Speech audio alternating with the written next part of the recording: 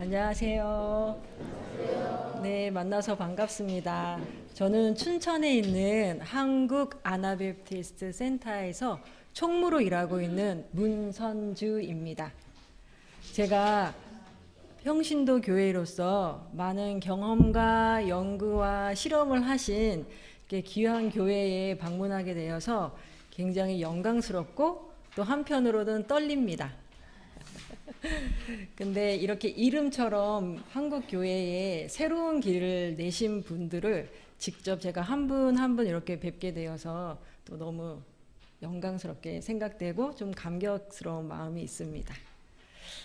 특별히 오늘은 6.25라고 하는 민족적인 아픔을 기억하는 민족 화해 주간에 저를 초대해 주셔서 더욱 감사합니다. 제가 20대에 선교단체 간사로 일을 했는데 그때 이제 대학생들에게 설교와 강의를 많이 했었습니다. 근데 여자 간사인 저에게는 항상 그리스도인의 자아상과 상처 치유 혹은 그리스도인의 데이트와 결혼 이런 주제로 강의를 많이 맡겼습니다. 그리고 남자 간사들에게는 남북 통일을 위한 그리스도인의 책임 이런 강의를 이렇게 구분해서 맡겨주더라고요. 그래서 제가 그 당시에는 이렇게 사회적이고 뭔가 국가적이고 거대 담론을 이야기하는 게 여자들에게는 좀 어려워 보이는가 하는 그런 생각을 하면서 그렇게 주제를 남녀를 구분해서 나누는 것에 대해서 불만이 굉장히 좀 컸었습니다. 그렇다고 해서 내가 이제 또 그리스도인의 남과 북에 대한 이야기를 하려고 하니까 그렇게 또 많은 지식이 없었기 때문에 수능을 했었던 그런 기억이 있습니다. 그런데 이렇게 30년이 지나서 30년이 지나서 제가 민족 화해 주간에 그것도 평신도 교회에 가장 앞서 나가시는 이 세길 교회에 와서 평화를 주제로 설교 부탁을 받게 되었을 때 굉장히 감개무량했습니다.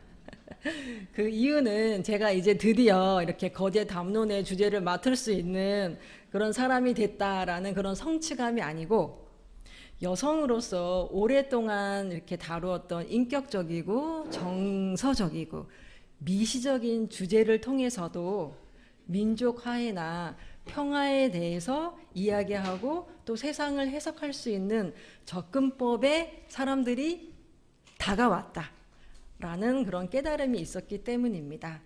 그래서 저의 오늘 설교는 가장 저다운 저의 경험과 저의 공부를 나누는 시간이 되고자 합니다. 먼저 저희가 민족화해 주간이니만큼 6.25에 대한 언급을 안 할 수가 없는데요. 보통 우리는 6.25에 대해서 그 참상을 수치를 통해서 먼저 접하는 것 같습니다. 그래서 제가 인명 피해에 대해서 좀 찾아봤습니다. 남한에 대한 걸 먼저 이야기해 볼 텐데 한국군은 63만 명, 유엔군은 15만 명. 그래서 모두를 포함하면은 78만 명이 그 전쟁을 통하여서 전사되거나 전상 또는 실종되어지는 일이 있었습니다. 그리고 민간인을 포함한다면 남한에서는 200만 명의 피해가 있었습니다.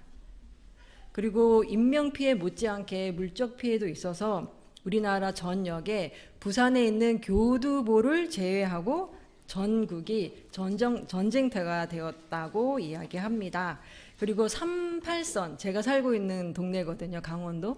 그쪽에서는 계속 피탈과 탈환이 반복되면서 수많은 시신들이 거기에 여전히 익명으로 발견되지 못한 채 누워있는 그런 땅입니다. 그리고 남한의 제조업이 1949년 대비 42%가 파괴되었다라는 그런 수치가 있습니다. 이렇게 민족적인 끔찍한 결과를 수치로 보고할 때에는 물론 우리 마음 가운데 그 참상이 어느 정도 그려지기는 하지만 그 안에는 개인이 경험했었던 비극, 개인의 고뇌, 개인의 눈물, 그 슬픔이 다 감추어지고 드러나지 않는 접근이라는 한계가 있는 것 같습니다. 그래서 저는 이렇게 우리가 익숙한 그런 수치화되고 비인격적인 접근이 아니라 좀 인격적인 접근을 하는 이야기를 성경에서 좀 찾고자 합니다. 오늘 본문은 마태복음 26장 6절에서 13절의 이야기입니다. 여러분 모두가 잘 아시는 내용입니다. 한 여인이 예수님의 죽음을 준비하는 모습이 기록되어져 있습니다. 베다니의 나병 환자 시몬의 집에 예수님이 초대되었습니다. 그러나 아무도 예수님을 제대로 접대하지 않았습니다. 그런데 바로 그 순간에 마리아라고 하는 동네에서 별로 평판이 좋지 않은 여성이 나타나서 분위기를 갑작스럽게 싸하게 만들었습니다. 그런데 그 여인이 한 행동은 더욱더 분위기를 경직시켰는데 예수님의 몸에 아주 귀한 향유 옥합을 붓는 사건이었습니다. 그래서 저희가 오늘 본문을 읽었다시피 제자들은 그 일을 아무도 반가워하지 않았습니다. 그들은 그 일을 보고 이렇게 여인을 힐난했습니다.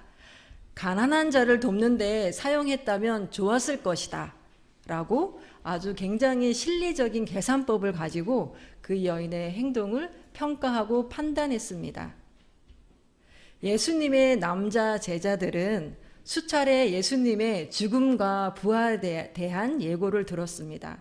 그러나 그 말에 유념하여 듣는 사람이 없었던 것 같습니다.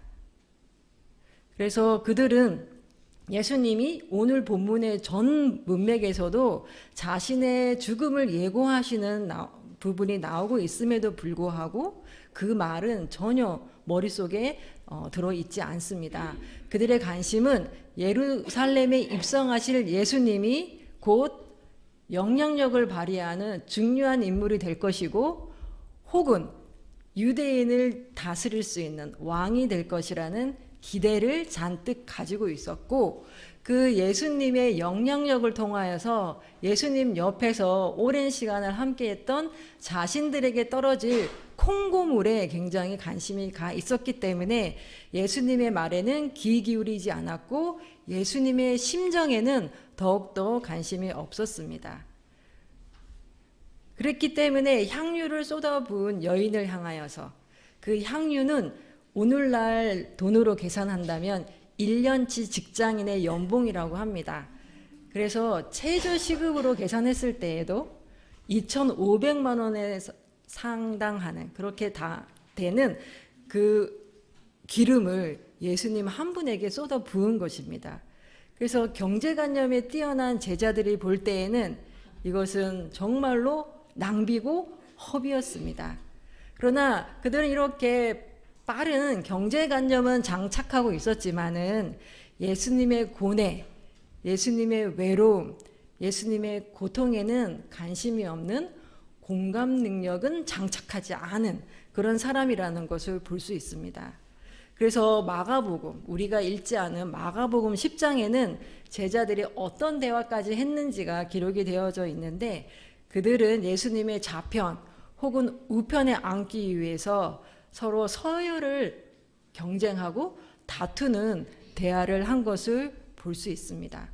예수님의 죽음을 앞둔 고뇌 가운데 남자 제자들이 바라본 것은 여전히 자신에게 올 콩고물, 떡고물 그리고 자신들이 이 세상에게 끼칠 힘, 파워에 관심이 있었던 것입니다. 저는 예수님을 만나기 전에는 굉장히 사람을 두려워하는 대인 기피증이 있는 사람이었습니다. 그렇게 안 보이죠? 아주 30년이 지나면서 많은 변화가 있었는데 20대에 저는 사람을 만나는 걸 조금 많이 두려워했습니다. 물론 그게 티가 나지는 않았는데요. 내면에서 굉장히 이제 두려워했고 심지어 사람들과 대화를 하다 보면은 말이 어눌해져 갖고 발음이 자꾸 새더라고요. 그래서 말을 굉장히 아끼고 줄였습니다. 그래서 남자 학생들이 저를 이렇게 베일에 쌓인 여자다 이렇게 이야기한 적도 있었는데 사람들은 제가 대인기피증이 있고 발음이 어눌하고 이런 두려움에 쌓여 있는 거를 눈치채지는 못했습니다. 근데 제 내면에 항상 그런 두려움이 있었기 때문에 누군가 만날 약속을 하면은 며칠 전부터 그것이 그렇게 어깨를 누르고 부담스러울 수가 없었습니다. 그래서 당일에는 가끔 이 핑계 저 핑계를 대면서 약속을 미룬다던가 혹은 잊어버렸다라는 거짓말로 그 약속을 깬 적이 있었습니다. 이렇게 제가 사람들을 만나고 정서적으로 엮이는 것을 두려워하고 불편해했던 이유를 찾기 위해서 저희 20대는 굉장히 많은 고민의 시간을 보냈던 것 같습니다.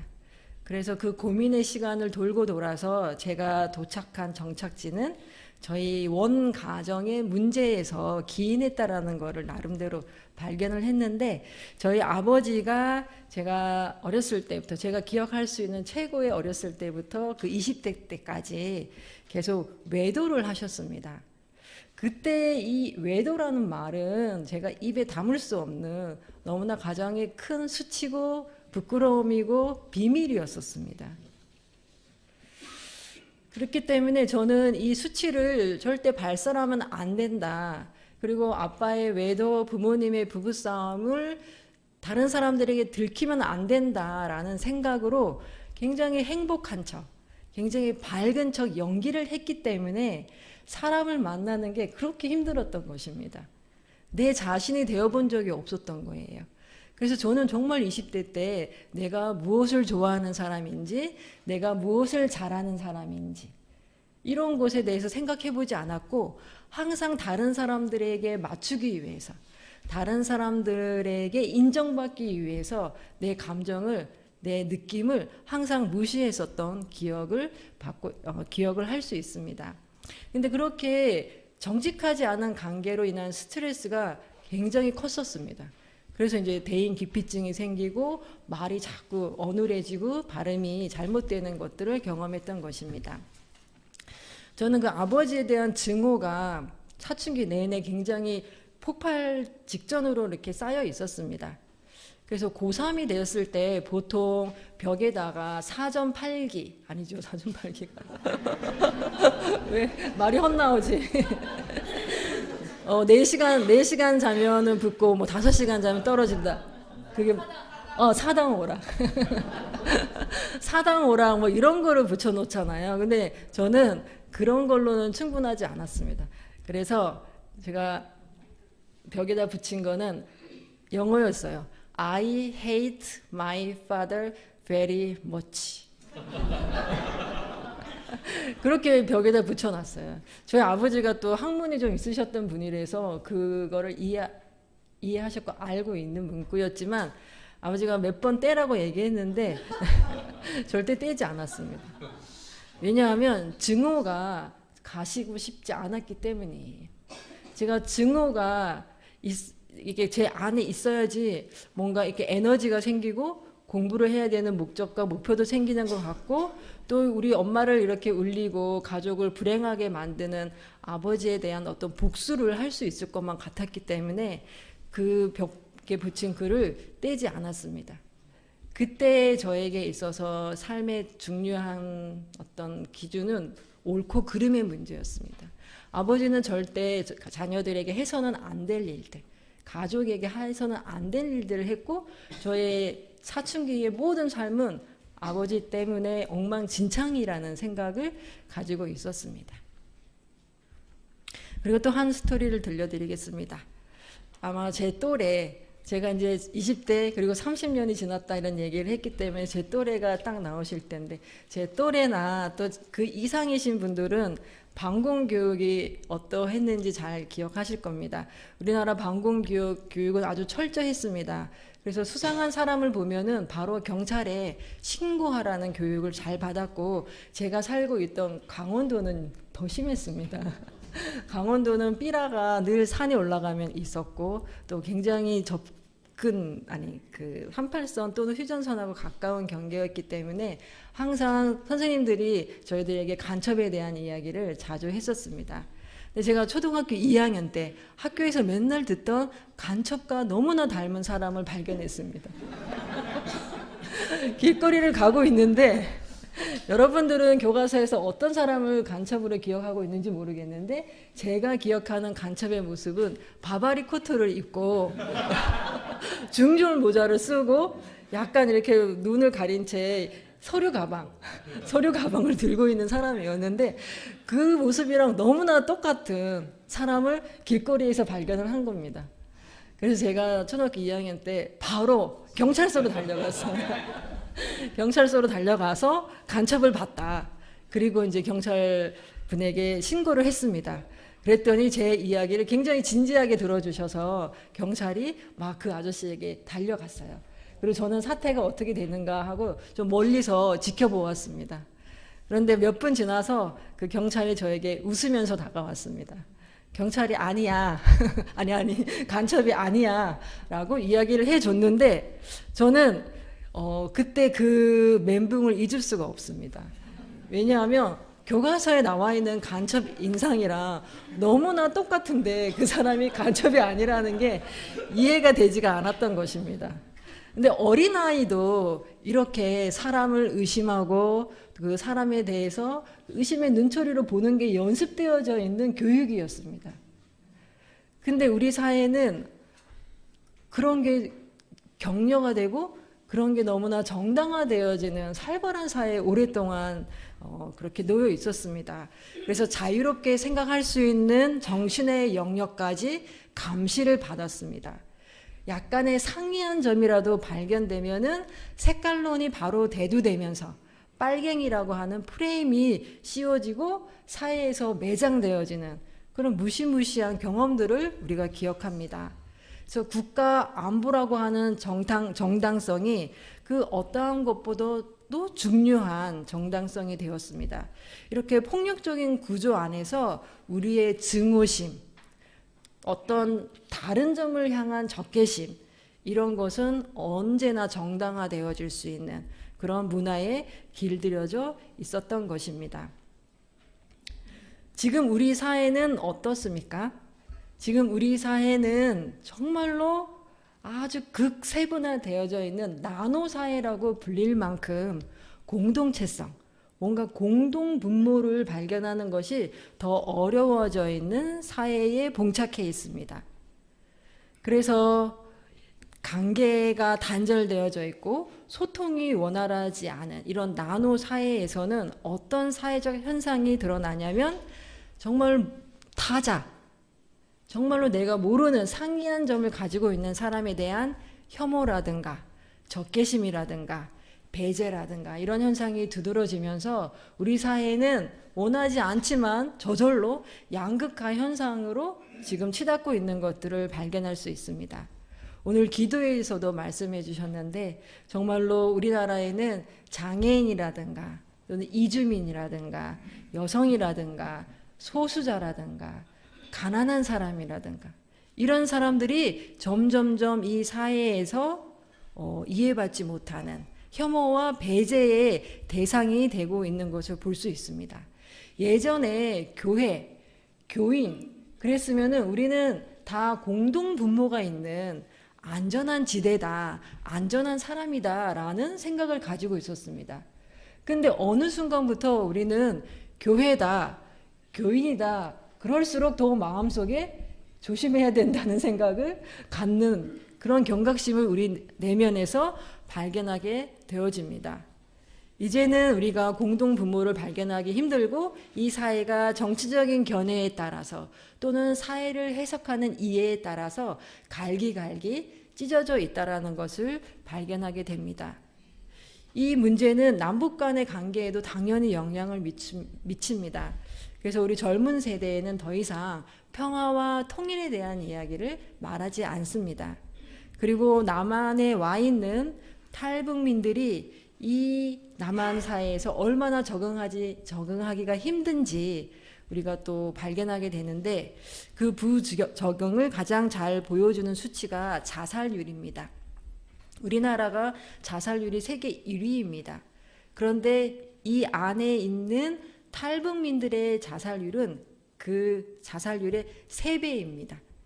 그래서 그들은 이질화된 이 사회에 그 이지라를 수용하지 못하고 혐오하고 배제하는 사회에서 더 적응하기 힘든 존재로 살아가고 있다는 것에 대한 방증으로서 그 수치가 보여주고 있습니다. 통일도 평화도 이제는 경제 가치로 이해가 되는 것 같습니다. 강원도가 최근에 특별자치도가 된 거 혹시 들으셨나요? 네, 저는 강원도 특별자치도에서 왔습니다. 그런데 사실은 이 특별자치도가 평화라는 이슈, 주제를 가지고 그 특별자치도가 이제 될 수가 있었는데 정권이 바뀌면서 이런 모든 과정이 이제는 약간 그 초점을 경제로 바꾸었습니다. 그래서 평화와 통일에 대한 그 가치조차도 경제와 엮지 않으면은 설득력이 없는 그런 세상이 되었다라는 것을 보여주고 있습니다. 그래서 지금 이렇게 찢어진 사회에서 우리가 어떤 고통받는 사람에 대한 관심, 그 사람의 이야기를 듣는 연민, 이런 것은 적개심이라고 하는 더 큰 괴물 앞에 삼켜져 버린 그런 느낌을 받고 있습니다. 이런 비인간화된 사회, 목표와 자신의 어떤 관심이 최우선이 된 사회에서 예수님은 어떤 해법을 성경을 통해서 말씀하시고 있을까요? 저는 남성 제자들과는 달리 한 여인 마리아를 통해서 예수님은 우리에게 해법을 주시고 있다고 생각합니다. 예수님의 말씀을 기억하고 예수님의 말씀을 이해하고 예수님의 마음의 필요를 알아차린 그 여인입니다. 그 여인은 죽음을 앞둔 예수님의 말을 그대로 마음속에 받아들였습니다. 그래서 그 예수님의 죽음 앞에서, 그 예수님의 생명 앞에서 자신의 전 재산을 바칠 수 있는 결단이 있었습니다. 그래서 그 여인의 그 헌신은 제자들의 눈으로는 낭비고 허비였지만 예수님의 눈으로 볼 때에는 예수님의 고통을 있는 그대로 받아들인 환대였습니다. 그래서 예수님은 복음이 전파되는 곳에는 이 여인이 행한 일도 말하라 라고 이야기했습니다. 그러나 저는 복음이 전파되는 곳에 이 여인을 언급하는 경우를 본 적이 없습니다. 그러면은 예수님은 복음이 전파되는 곳에 이 여인이 향유 옥합을 예수님께 드렸다라는 그 이야기와 항상 복음을 전달하라고 얘기하셨다라고 저는 생각되지 않습니다. 예수님이 말씀하시고자 했었던 그 말씀의 이면에는 사람의 말을 경청하고 사람의 마음을 이해하고 그 사람을 있는 그대로 받아들일 수 있는 그 마음, 그 환대, 그 인격적인 감각은 복음과 항상 같이 가야 된다. 그게 복음이다 라고 말씀하신 것은 아닌가 생각해 보았습니다. 우리는 복음을 어떤 포뮬라, 어떤 공식으로 이해할 때가 있습니다. 그리고 한국 교회는 복음이 굉장히 교리화되어 있습니다. 그래서 너 오늘 죽으면 천국 갈 수 있느냐 없느냐, 이게 굉장히 중요한 크리스찬을 가르는 기준이 되었습니다. 예수님이 우리에게 주시고자 했던 복된 소식, 기쁜 소식은 사람을 둘로 나누는 그런 어떤 공식이나 교리가 아니었을 거라고 저는 생각합니다. 오늘 말씀에서 이야기하는 것처럼 복음이 이야기되는 곳에 이 여인이 한 일, 마음을 읽어주고 마음을 이해하고 그 고통을 있는 그대로 받아들일 수 있는 그 포용성과 한대 안에 복음이 녹아져 있다라는 말씀을 예수님이 하시고자 했었던 것입니다. 후반부에 보면은 예수님께서 제자들과 함께 마지막 만찬을 하시는 장면이 또 나옵니다. 유다에게 있어서 예수님과의 3년의 시간은 예수님이 누구신지 인격적으로 알아가는 시간이라기보다는 자신의 야망을 향해서 자신의 목적을 위하여서 예수님께 집착한 시간이었다고 생각되어집니다.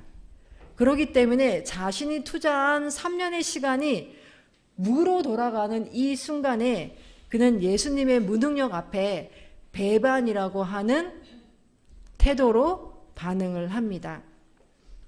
그러나 마지막 만찬에서 제자들과 함께 하신 예수님은 배신을 향해 나아가는 유다 그리고 그의 제자들에게 중요한 말씀을 하시는데, 그것은 바로 예수님의 잔떡, 예수님의 몸과 살을 나누며 그것을 기억하라고 하시는 말씀이었습니다.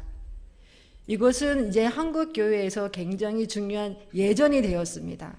그래서 우리는 빵과 음료를 마시며 몸과 살을 저희들에게 나눠주신 예수님의 사랑을 기억합니다.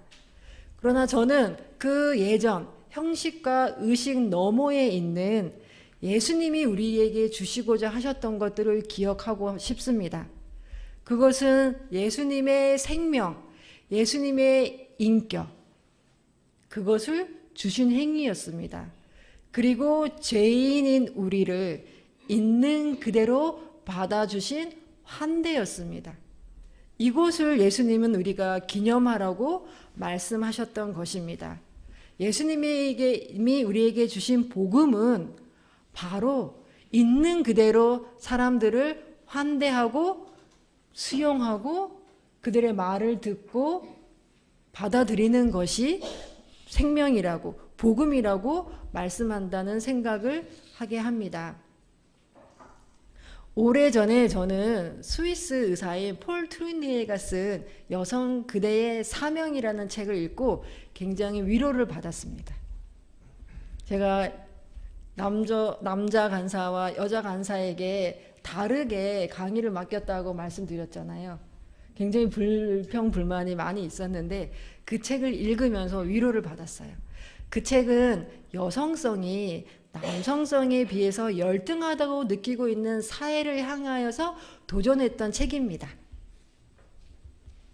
그래서 제가 오늘 제목을 그 책에서 따온 거예요. 제목은 여성 그대의 사명은 이라고 했는데 제가 오늘 크리스찬 그대의 사명은 이라고 해서 제목을 잡아봤습니다. 이 사회는 남성이 가지고 있는 힘과 권위와 영향력과 부를 통해서 사람들을 움직이는 것이 정말로 파워라고 생각하고 그것이 또 정말 중요한 요소라고 생각합니다. 그러나 오늘날 그 요소보다 더 중요한 것들이 있다라는 것을 세상이 발견하게 됐습니다. 저는 그 역할을 톡톡히 한 것이 코로나라고 생각합니다. 코로나를 통하면서 많은 변화들이 우리 일상에 왔습니다. 그러면서 발견하게 된 것이 국가 안보라든가 또는 우리가 군비를 증강하는 것보다 더 중요한 것이 바로 옆에 있는 사람들을 돌보는 것, 그 사람의 생명을 지켜주고 치유하는 것이 더 중요하다라는 것들을 발견하게 되었습니다. 그래서 서로 다름을 우리가 경계로 해서 이렇게 나누는 것들이 필요했다면 이 코로나를 통하여서 우리는 국경과 다름을 넘어서 인류가 함께 대처해야 되는 환경적이고 생태적인 어떤 소명이 있다라는 것 또한 발견하게 되었습니다. 그러면서 여성성들이 가지고 있는, 저는 지금 여성과 남성을 갈라치기를 하는 게 아니에요. 제가 30년 전에 경험했던 그 경험이 이제 역전되었다, 이런 얘기를 하는 것도 아니에요. 그게 아니라 정말로 힘과 파워, 그러니까 권위, 물질적인 어떤 그 권세로 우리가 이 세상에서 잘 살 수 있을 거라고 했던 그 환상이 다가 아니었다라는 걸 이야기하고 싶습니다. 그래서 오랫동안 힘 없음, 돈 없음, 권세 없음으로 살아갔던 그 약자들 또는 피해자들이 만들어냈던 공감력과 소통력이 지금은 필요하다는 것을 이 세상이 알게 되었다라는 것을 이야기합니다. 그래서 가부장제 그리고 경쟁체제에서는 정말로 이 파워가 중요했는데 이제 우리가 발견한 이 세상은 그걸로는 이제는 더 이상 세상이 지탱되기 어렵다라는 것을 발견하였다는 것입니다. 그래서 오랫동안 개인적이고 비공식적인 노동이라고 이해했었던 돌봄이라든가 보살핌이라든가 다정함이라든가 또는 정직한 대화라든가 이런 것이 이제는 공공의제로 끌어올려졌습니다. 그래서 이제 정치인을 뽑을 때도 그 사람이 얼마나 유능한가, 얼마나 우수한 대학을 나왔는가, 그것이 전부가 아니라 그 사람이 얼마나 정직했는가, 얼마나 윤리적으로 깨끗한 삶을 살았는가에 대한 가치를 이제 점점 우리가 더 발견하고 있다는 것입니다. 그래서 이제는 정말로 돌봄과 보살핌이 더 중요한 공공의제가 되었고 돌봄윤리라는 말이 나오게 되었습니다. 제가 아버지 얘기를 했습니다. I hate my father very much. 저희 아버지 돌아가셨습니다. 저희 아버지가 저와 화해하고 아주 행복한 시간을 30년 정도 보내고 돌아가셨는데 제가 그 증오의 감정을 키우는 문장을 뗄 수 있었던 것은 예수님을 인격적으로 만난 이후였습니다. 저는 교회를 계속 다니긴 했습니다. 그런데 예수님을 인격적으로 만났다는 것은 뭐냐면 제가 아무에게도 말하지 않았던 가족의 비밀, 가족의 수치, 그리고 내 내면의 사람에 대한 두려움, 이것을 예수님이 집요하게 파고 들어오셨습니다. 저는 그거를 말하면 안 되는 줄 알았어요. 왜냐하면 내가 가지고 있는 쌓아올린 명성이 있잖아요. 밝음, 이쁨, 똑똑함 이런 명성이 있는데 이것을 드러내면 하루아침에 다 무너진다는 생각이 들어서 끝까지 붙들고 있었습니다. 근데 내가 끝까지 붙들수록 너무 불행한 거예요. 너무 세상이 두렵고 아무도 나를 사랑하지 않는다라는 그 외로움 때문에 크리스찬인데 크리스찬이 행복하고 사랑이 많다라고 얘기하는데 저한테는 전혀 해당이 되지 않는 거예요. 그래서 계속 하나님이 그 부분에 대해서 너가 뭐가 문제인지, 너가 지금 풀고 있지 않은 게 무엇인지 계속 노크해 주셨습니다. 그래서 제가 나중에 항복했어요. 제 친구들 앞에서 제가 평생을 감추고 살았던 이야기를 했습니다. 그리고 제가 펑펑 울었어요. 왜냐? 저는 제가 이제 죽는 줄 알았어요. 이게 육체적인 죽음이 아니라 사회적인 죽음. 다 이제 나를 이상한 아이로 보고 나에게 실망하고 나를 떠날 줄 알았어요. 그런데 신기한 것은 친구들도 같이 울기 시작했어요. 그러면서 제가 들었던 얘기가 있는데 나도 그래. 그러니까 그 아픔을 다 감추고 살았던 거예요. 그 고통이 없는 것처럼 다 가면을 쓰고 살았다라는 것을 발견했고 제가 그 이야기를 하면서 본물 터지듯이 제 친구들이 자신의 아픔들을 다 이야기했는데 그리고 나서 이상한 일이 벌어진 거예요. 제가 인기가 많아지는 거예요. 사람들이 제 자신을 이제 평가하고 판단하고 싫어할 줄 알았는데 인기가 많아지는 거예요. 그리고 제가 말을 잘 못한다고 생각했거든요. 자꾸 발음이 꼬이고 틀려서. 근데 신기하게 자꾸 하나님이 저를 사람들 앞에 세우시는 거예요. 그래서 네가 너를 오픈하고 너를 자꾸 나누고 그런 일들을 통해서 하나님의 일이 진행되는 것들을 보게 하시는 거예요. 그러면서 제가 이렇게 내 마음의 아픔, 내 마음의 그 깊은 숨겼던 것들을 들으시는 인격의 하나님을 만났을 때 아버지를 다시 보게 되는 거예요.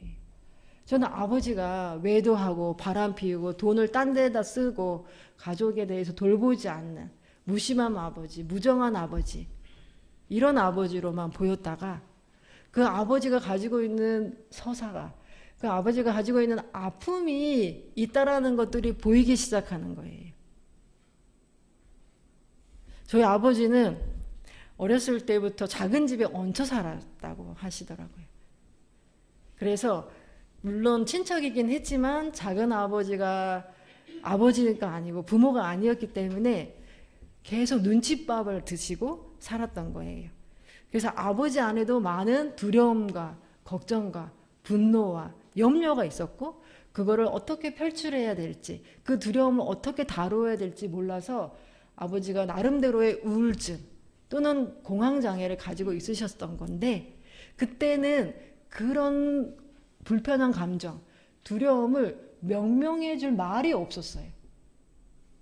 그래서 제가 볼 때는 아버지가 굉장히 그 힘든 것을 아버지 나름의 방식으로 풀었다라는 이해가 생기더라고요. 물론 법이라는 거, 인간의 도리라는 거, 뭐 정의라는 이름으로 그 아버지의 모든 외도나 가정에 행했던 일들을 우리가 다 용서해야 된다라고 말하는 것은 아니에요. 그렇지만 저는 개인적으로 그 아버지의 그 이야기, 아버지의 그 어렸을 때 서사가 이해가 될 때 아버지를 용서할 수 있는 마음이 생기더라고요. 예수님이 내 안에 들어와서 내 마음을 만졌을 때 내가 새롭게 된 것처럼 그 관계가 또 새로워지는 것을 발견할 수가 있었습니다. 저는 복음이 우리에게 주는 힘은 그것이라고 생각합니다.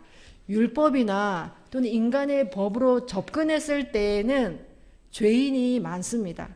우리가 적게 해야 되고 혐오해야 될 사람들이 많이 있습니다.